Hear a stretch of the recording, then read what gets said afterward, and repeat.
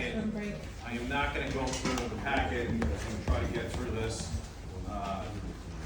Pretty easy, I'm gonna try to highlight a couple of things, there's some really good details in there, but as a means of introduction, my name is Stephen Bonfa. I'm a partner and a chair of the estate and tax division of my firm, which is IX Legal. We have offices on Wall Street, we have offices in Brooklyn, we have offices available in Long Island, in Nassau County. But anything that you need, we can do phone, virtually, etc. So I'm here to talk a little bit. Oh, I just got I'll plug my book. Okay, I just got a internationally best-selling author. Woo! Right. It's on estate tax. So my focus of my stint with my 20-odd years of experience as an attorney is estate tax planning, wills, trusts, and taxation. I have a master's degree, a legal master's degree in taxation. It's called an LLM. My wife still doesn't call me master. I don't know. You haven't mastered that I part. I tried it once. I don't remember what happened after that. But that's really who I am. I grew up in a middle class family, and my sweet spot is middle class people. Big time people have big time people, and I like to I see my customers and I relate to them as members of my family. So if you have any questions as I go along, certainly just shout them out. So I'm here to talk about mostly the taxation and of real estate. Okay, what is deductible? What is not deductible? I'm going to talk about 1031 exchanges. What I like to tell people is a quote, one of my favorite quotes from Warren Buffett, which is, the government can't buy everyone lunch, but it can determine who pays for lunch. Okay, and that's what boils down to what taxation is. So there's some basic terminology. Here we talk about there's what can you deduct on real estate. Okay, there's your mortgage interest deduction. So whenever you pay your mortgage, typically there's a principal portion and then there's an interest portion. You can deduct the interest. You cannot deduct the principal. So in the beginning, you get to deduct more because you pay more interest, and as the loan goes down, you have to pay less because your interest is less. Okay, the one big beautiful bill. Okay, they just increased SALT. SALT is a state and local tax, so we went from 10,000 to 40,000. Huge. Okay, I mean, it's not as good as it was before, which was unlimited. But as far as what we do here in New York, that's a huge portion. So just make sure when you give Peter your returns, you give him that 1099, and you flag out what you paid in interest. Okay, there's your property tax deduction. This feeds into SALT. There is a depreciation deduction. So if you have a commercial place and you're renting and you're getting an income, you can deduct your depreciation. There's some rules. When you sell, there's a recapture, which I'll talk about in a little bit. And then if you have a commercial property and you want to buy another commercial property doesn't mean a store. It can be a store. It can be a rental property, as long as the property is. The goal is to collect income. We can defer capital gains, okay, which is pretty big. Okay, and I'll get into that as well. So I can't talk about estate tax, real estate taxation without talking about basis. I don't know how savvy everybody is, but what basis is simply the basis in which they judge whether or not you have a capital gains tax. So the first thing we look at is the purchase price. So mom and dad bought the house for $100,000 60 years ago. That is the first portion of what basis is. What is the purchase price? The second thing we look at is whether or not you have any exemptions. So if you've been living in the house 2 years within the last 5 years, okay, 2 years, it doesn't have to be consecutive, then you're entitled to an exemption. So you're entitled to $250,000 a person. You can get up to $500,000 if you're a married couple. So if you bought the house for $100,000 and you and your spouse are living in the house for 2 of the 5 years, now your basis goes from $100,000, it goes to plus 5, $650,000. Okay, and you look at your improvements. So did you put in a boiler system? Did you change the windows? Did you put in a doma? Did you have to fix the roof? Okay, you add, simple maintenance. Let's say you put another $100,000 in during the lifetime. Okay, so now you're at $650, now it's $750. $750 is your basis. So if I sell the house and I sell the house for $1 million, okay, Uncle Sam says, you made a profit of $250,000. Whenever you make money, I make money, okay? And I deserve a piece of the action, and that's what they do. So your capital gain is based off of your profit, your cost basis plus improvements plus any exemption, okay? If you don't live in the house, then you don't get any exemption, okay? 2 years within 5, doesn't have to be exemption. Typically, we estimate capital gains to be anywhere from 35 to 40%, depending on, your tax situation. Okay, so it's big money. Okay, when we talk about capital gains. So that's what basis. You'll hear me talk about basis frequently through this discussion. Okay. Then you have certain tax credits. They unfortunately got rid of the environmental solar tax credit that disappeared. So if you get solar panels, you're not going to have that incentive. There are capital gains exclusion, which I just spoke to you about. Investment tax credits in connection with, depends on the type of property that you buy. You hear the mortgage people talk about points. I had, up until I went to law school, I had no idea what a point was. And even after law school, I didn't know what a point was. I'm like, oh, it's a point. Are they good? Am I winning? But so mortgage points are upfront fees paid directly to the lender at closing in exchange for a reduced interest rate on your loan. Each point typically is about 1%. Okay, so you got to buy this point, you got to do this over here, and that's what points are. Okay. Is there not a limit, but is there a number that it starts? I am not the banker. Grab the banker and he'll go more into that. Okay, I'm the lawyer. Starts at 0. There you go. Starts at 0. Oh, okay. Okay, only goes up as long as the cash is flowing. All right.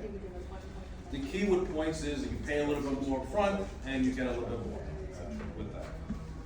Big question: are mortgage points deductible? And as you can see, if you're cheating, okay, yes, mortgage points are deductible. Okay. Now, every time you ask a lawyer a question, their answer is going to be the same. It depends. Okay? And clients love it when I say it depends.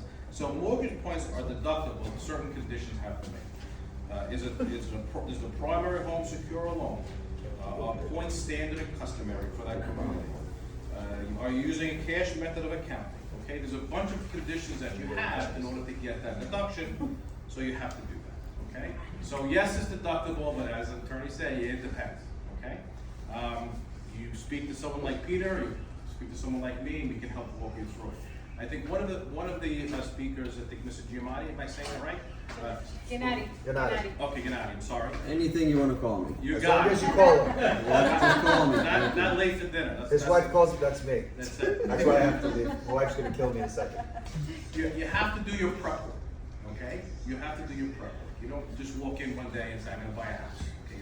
Speak to your broker, speak to your realtor, speak to your mortgage person. Get all your stuff together so you know what's going on, what you can afford, what you wanna do, and where you wanna go. You wanna do everything pre, because once you sign that paper for contract, on the certain conditions, you can't get out. Okay, so you really wanna make sure you know what you're doing, all right? Every transaction has closing costs, okay? And what are closing costs? If you're dealing with a mortgage, you have loan origination fees. This is charged by the lender for processing or underwriting your application. The bank's gonna typically want an appraisal, okay, that's a fee. You're gonna wanna get a home inspector to go to the house, to make sure that it's not falling down, there's not something hidden, or you need a termite inspection, okay, you wanna do that.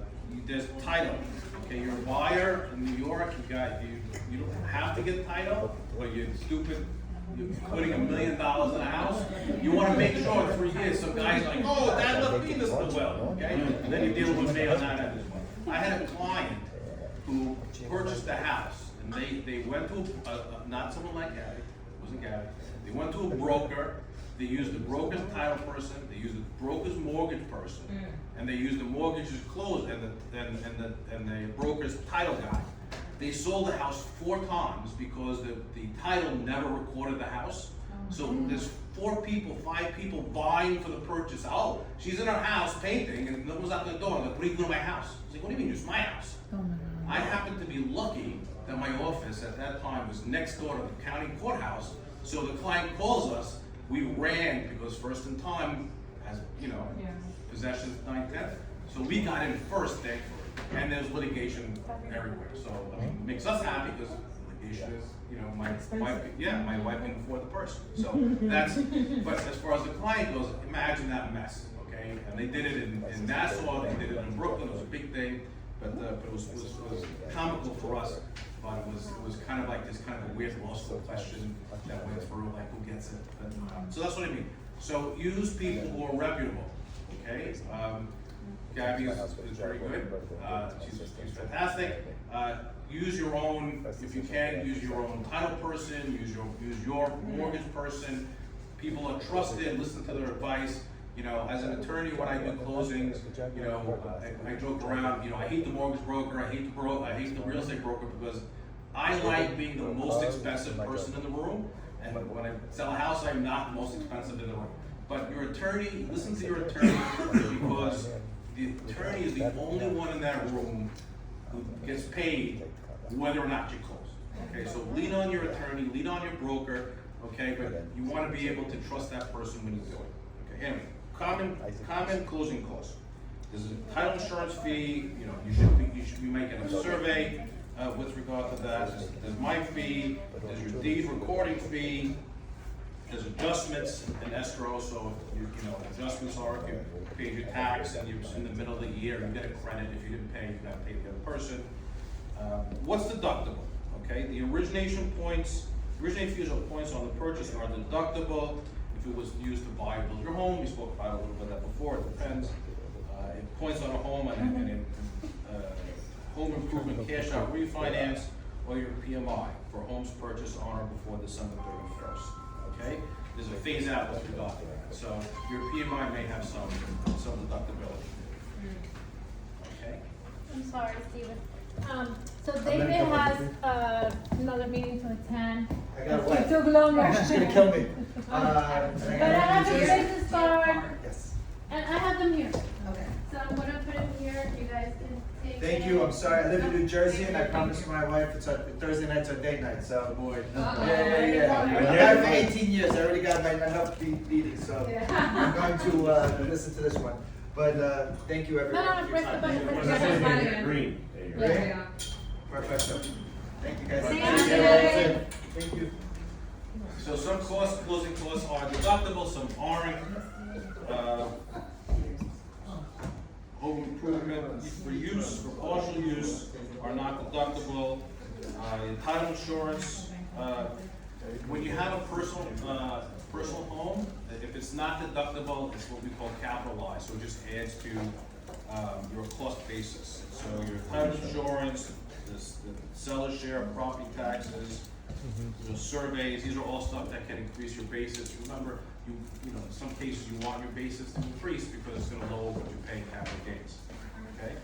Non-deductible is insurance premiums, principal payments, utility costs, losses on or a failed sale. So if you put out money for, this is for private, okay? If you put out money for your home inspector and it's enclosed, you're out that money, okay?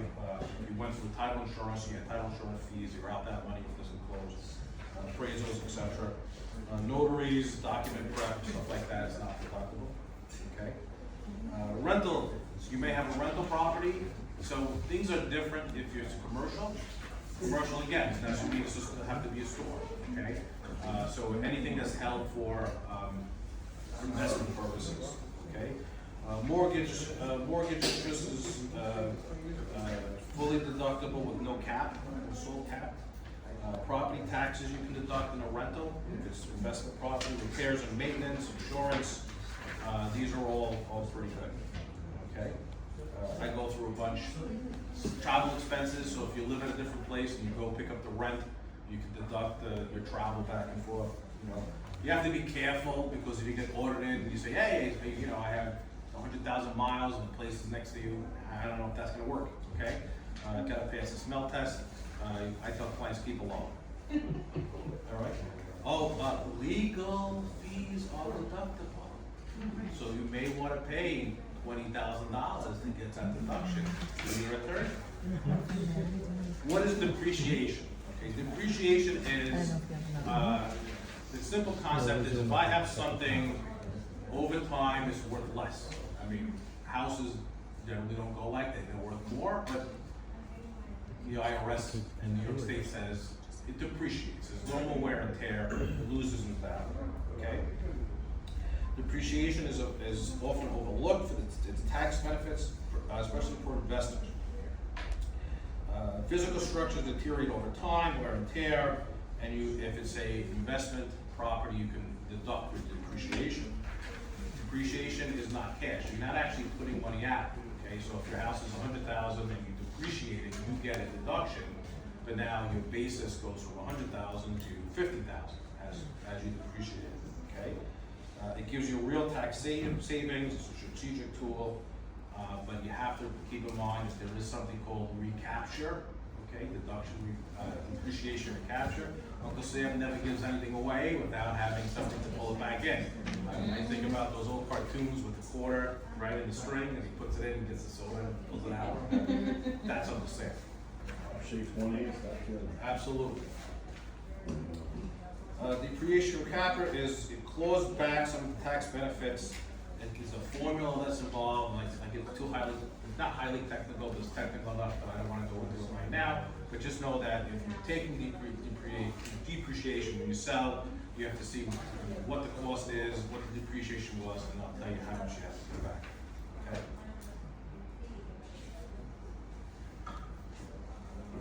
There is a little bit of a conflict between depreciation, recapture, and capital gains. Okay, depreciation or recapture is typically a higher rate, so the more that we can work the formula to get you into long-term capital gain, as much as I don't like 35%, it's certainly better than the recapture rate. If I have a house and it's one family house, 2-bedroom, how do I make that into a rental income? I open a business, I sell on Etsy, I do something like that, and then I pay myself rent. There's lots of different ways to do that. When you have a home office, you can deduct a lot. A portion of your electricity, a portion of your rent, phone Guys, can I bills. just say that this is done not during tax season. This is part of tax planning. Yes. So a person owns a house. All of this is real because Billy and I will make your bill when we sit with you individually. Like if you're looking to sell for a house, you don't sell it and then come here. That's 90% of Americans. You come here, you take pictures, you process, and we plan it. That's what makes one successful. Remember, if I don't have the answer, I'll get one. But preparing this is the most important thing. When you're buying, when you're selling, everything has its role. Thanks, I'm sorry, guys. So that's so you can do stuff. Printers, phone bill, cell phone, leases of car. Obviously there's rules, okay? And the IRS has seen your home business, a million times. So they know if you're putting in $1,000 a month selling, crocheting, selling something on Etsy, they've seen that 1,000 million times. They know this is what really your expenses are going to be on average. So if you're in that area, you're going to be okay. There's always a chance for you to get an audit, okay? But typically it's pretty minimal. But if you're within the range, you're okay. If you're over the range one year, as long as you can explain it, you're okay. Right? And that's where Peter or myself can help you take care of it. You want to weigh your deductions against the self-employment tax. This is not a investment talk, but you have to be able to understand what's going on, which is why you need experts. Capital gains, big picture, we spoke about that. We've had, since COVID, there was a big, and Mandami, there's a big exodus happening in New York, okay, with people, because of the tax structure. And people are selling their houses and moving elsewhere, okay? Especially I don't think it's gonna happen, but they're talking about reducing the estate tax to $750,000. If you have a house, it's ridiculous. If you have a house in New York, you're gonna have the estate tax, and the same is 50%. Co-ops will have a state tax. Yeah, and they're saying 50%, but Mandami can't do it, it has to pass by Albany, and I don't see that. There may be some change, right now it's at 7.9 million, but I don't think it's ever gonna get down to 750, okay, but who knows? So what we saw with COVID, with people leaving, and people leaving now, they have a 2-family house, like I said, you do the calculation, right? This is how much I bought it for, this is how much, I've been there for, 2 years, I put this much improvement, and this is what I anticipate my capital gains are. But you have to be careful, okay? Because if you have a 2-family house, we've had clients experience what I call surprise capital gain. So if you look at 26, if I had a house, I sold it for 600, cost basis was 100, my cost, with nothing else, my profit was 500, capital gain exclusion was 500, there's 0 capital gains, right? So my cost basis equaled my sale price, I did the math, and I said it's 0, I don't have to worry about it.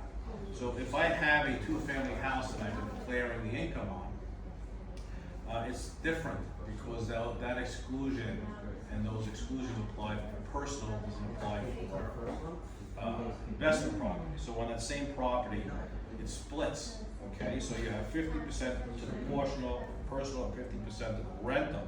So your basis is in 100, on the personal end it's 50. Your profit then is now 300 instead of 5, but your exclusion is still 500, so you still have no gain on the personal side. But surprise, you're gonna have gain on the investment side, okay? Your basis is 500, your profit is 300, you have 250,000, at 30% you owe 82,000. So now instead of having 0, you owe $100,000. So you have to be careful with regard to if you have a 2-family house and you're collecting income. You should, again, don't be surprised, okay? You speak to people knowledgeable, work out the numbers before you start doing anything. As I'm gonna steal Peter's line, okay? Peter's line is, if I plan in the past, it's tax evasion. If I plan in the future, it's tax strategy, and the difference is 5 to 10 and 11 work, okay? Don't go to 11. He said it more verse than I did, but. Okay, I'm gonna, I guess, end with 1031 exchanges, okay? 1031 exchanges are beautiful, they're wonderful things. As of right now, we in the industry think that the only reason why 1031 exchanges exist for real property is because you have a real estate person in the presidency. 1031 exchanges were gone for everything else. You should be able to, you are able to sell your motorcycle for another motorcycle if it was for commercial use, and you can exchange, you don't have capital gain, or your $1 million Monet for another art piece. All that was gone except, surprise, real estate. Okay, so which we like. That's a wonderful thing. So there are rules with regard to 1031s. You have to exchange a real property that you use for investment purposes, store or rental, and you have to buy another investment property. You can't have a personal property and then buy an investment, 2 personal properties, or you're selling your investment property, you're buying a personal house for yourself because you don't want to be a landlord anymore. Okay, so it has to be invested. What was that? It has. Well, it's what we call like kind, and like kind means investment. What? The same people on one side have to be the same people on the other side. So if I'm a regular person and I own a rental property and I wanna buy a rental property and then now suddenly I wanna make an LLC, you're not gonna get a 1031 exchange because the person on one side, there are rules, okay, the ways, but it's separate entity. I wanna buy it with my cousin, okay, it's two different people. So you might have what we call a partial 1031, all right? So in that case that we had with the split house, right, they would be able to, with 1031 on 50%, okay, on the rental portion, not on the personal portion. So the mechanics of it is you get a house, you decide you have your rental property, you decide that you want to sell that, and now you want to buy a new place. Okay, you get your attorney and your closing documents, and in your contract you have the magic 1031 language. You need to get a intermediary. They don't trust you with the money. Okay, so the proceeds that you get from the sale of property one go to an intermediary, and that intermediary holds the money. Okay, then you have some timing issues. 45 days after you sell your house, you have to identify other property. You don't have to buy them, but in 45 days you have to identify. Okay, you can identify 4 or 5 properties. Once you start getting to that, there's issues. As long as It has to equal the amount. well, you want it to be equal or more. Okay, I'll get into boot in a second. One of my favorite real estate words. Boot. All right. So you want to identify the property, and then you have to close on one of them. So after that 45 days, you do your 2 properties or 3 properties. You go out, you find someplace else you like. If you buy that place, too late, too bad, so sad. 45 days you didn't put it on the paper. Okay. Some people like to hedge, and they do a Delaware Standard Trust in case all those properties don't go. There are risks with that, which, you know, if you came to me, we would talk about. But that you have to identify the property in 45 days, and then you have 180 days to close. It's pretty strict with the deadlines. Okay. The closing, you go to the closing, and the intermediary writes the check that has been holding for you. Okay. So it's if you have it, you can do 2 properties. Okay. It doesn't have to be one. As long as at the end of the day, if you want to maximize the break, you want to be able to have whatever you sold it for is that number or more to buy. If you have less, you get boot. Boot is a taxation of less. So if I had $100,000 and I bought a $90,000, I get the capital gain deferment for $90,000, and then I have capital gains on 10. That's okay. So it's 45. It's a 180-day rule. How do exchanges fail? Okay, you identify something 46 days. You beat. Okay, and the intermediary is required to report. You close on the 181st day. Closing property is not identified. Okay, it's non-investment property. People always say, well, what if it's investment property and then I convert it later to my personal property? You know, you have to hold it for a period of time. Well, Steve, how long do I have to hold it? I have no idea. Okay, typically we like 2, 3, 4 years. The longer the better. It depends. There you go. So there's no rule. Sometimes, you know, you'll go to people and they'll say 2 years. The longer the better. Okay. Boot is, you know, what I told you about, that if either it fails, now you have 100% as boot, or you purchase for less than what you said before. Okay.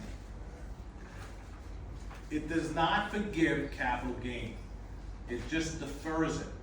Okay, so if I had a $100,000 basis on property one, and now I bought a new piece of property, I would have paid capital gain off of $900,000. Now, if I would have just bought outright the new property for $1 million, my basis would be $1 million. But that's not what 1031 does. 1031 says you're not paying capital gain, so you keep your old basis. So my old basis was 100. When I buy the new place, it moves that 100 over to the new place. So now I don't have a $900,000 or $1 million of basis. I have $100,000. But the idea is I keep moving that and deferring it from property to property until I die. Because when I die, fair market value controls basis. So if I have a profit and I sell it, I have $900,000 a gain, I gotta pay it. If I die and I give my property to my child, you better give me Father's Day presents, but I give that $1 million profit to my child, the basis readjusts to the fair market value at time of death, so if my child sells the next day, there is zero capital gain, I just wiped away $900,000. This is very big in this estate planning, guys, when you do Yes. from parents to children. And I do this year round now, thanks to the help of Billy and his expertise. So when you talk about family dynamics, I'm 4 generations in, so he's very busy. I just want you to know that because most of these guys are clients that I know for many years. This is not spoken in families. Most people don't talk about their finances with their siblings, but that should be bullshit. You should open up dialogue to your family, you should understand generational planning because it's a mistake not to. The government doesn't teach you how to become wealthy. Remember that. And also, I Sorry, mean, I'm sorry. we went through quickly this client of yours. Oh, yeah, where please don't the tell me today. parents, the father passed away, obviously they have multiple properties, and was owned by the mother and the father. He passes away. They never really had, they never met with Peter to do it, or with Stephen, or why not. And now the kids are just, don't know what to do with anything. They don't, so. And it's anxiety, guys. So they mourning, the mother is sick, she doesn't wanna deal with it, and the kids, because they were never involved in anything, and the properties are literally falling apart on its own, but they're sitting in prime real estate, which is the sad part of it all. Then we like, what are you doing, and it's just stopped, right? That's what we run. Have him had a estate plan, like something where if I die, this happens, the state's control, blah, blah, blah, and they had everything set up, they wouldn't be in the situation they're in. You So, know what's And I wanna do many of these guys, so your friends and families that all know me, bring them in, let them understand what they're doing. When we're talking about estate taxes, you know the difference between estate taxation and a Rottweiler? A Rottweiler lets go when you're dead. Sam doesn't, okay? So, this is one of the things I address in my book, how to do it, but there's a lot of things that we can do to help you maximize estate planning. And as soon as you decide that you wanna go forward and purchase property, you have to start talking to a financial advisor, and to a broker, and to a mortgage person, because you don't wanna end up with surprise capital gain. You wanna make sure you can maximize your deductions and things of that nature. So, anyone have any questions? Oh, and also because, and I remember you helped them, they weren't aware that when one of the properties, it was inherited by, like, say, the mother left it to the daughter. And then the mother had issues when it came to like a hospital bill or. This is very So, real, guys. Glad you brought it up again. Oh no, she was in a nursing home. That's Well, what it was. The mother was okay. in a nursing home, and they said that it was kind of like fraud because she ended up getting Medicaid to pay for it, but she owned the home, and then Medicaid said, well, now you owe me $900,000 for this for however many years, and if you don't have the correct planning for the children, and then they were rushing like, okay, now we need to sell the property because I don't want to leave this headache to my children because it would have been a headache. And then you came along, which this is true, and saved the day, and they didn't have to pay those $900,000. Yeah. Took me So 3 it's very attorneys. This important, is real. and that's when we learned that estate planning in situations like this, you have to know everything about like your parents. If you own a piece of real estate, and if you have children, or if you're leaving it to somebody, it's very, very important because you don't know. People yeah. think I'll end it with this. I gifted to my kid, now it's not mine anymore. You've just given your child $900,000 of capital gains, because if there's no considerations, no payment, you get the other person's basis. Yeah. So there are ways around it where we can eliminate it, okay? You should have just. There are different ways of doing it. either trust works or life estates, I don't wanna get into too detail with it. Yeah. Maybe the next one I'll do something on just purely estate tax. But there are things that we can do, but so just, I had a client, and I'll end with this horror story. I had a client that came in and, the father was half in the bag and decided they wanted to sell the property and they didn't want the property. And they were afraid of you know, father having dementia and not being able to sign, so we went to a real estate attorney, and they right in the middle of contract, they transferred the property to the son 100%, and then before they closed, the father died. If they would have waited 2 months, he would have had a zero capital gain. But they didn't do And that. lawyers do this often. They don't understand this simple rule, and they don't If the understand father state would have law. kept the property and then died, they would have had zero capital gain. So, you know, it's, my real estate. And also when, you know, when money comes into play, right? For some strange reason, it becomes like an evil thing, right? Where you think that your siblings will be more, I don't know, easygoing, like, oh, we go 50-50, it was blah, blah, blah. You know, you don't know what's why, and then it becomes drama, so you don't wanna deal with that. Real estate attorneys in their, It's in true. their opinion, and they will tell you, Oh, there you go, so you need Stephen. they will tell you, not in this country. go talk to someone else for tax advice. No, I'm saying. Don't ignore it. It's not in this country. Don't ignore it, because there's a lot of stuff in taxation that a real estate attorney doesn't want to know about, okay? And they tell you, go to your tax professional. Listen to them when they say that. They're giving you that advice for a reason, okay? Because you're gonna end up like this other guy did, and he ended up owing $200,000 of gain, because then he sold it. And it was like, not even like, he had no exemption, he didn't live in the house, it was terrible. So anyway, so that's my pitch. So, you take the pamphlet, Stephen, your information is there, Yeah, right? the last page has my contact information.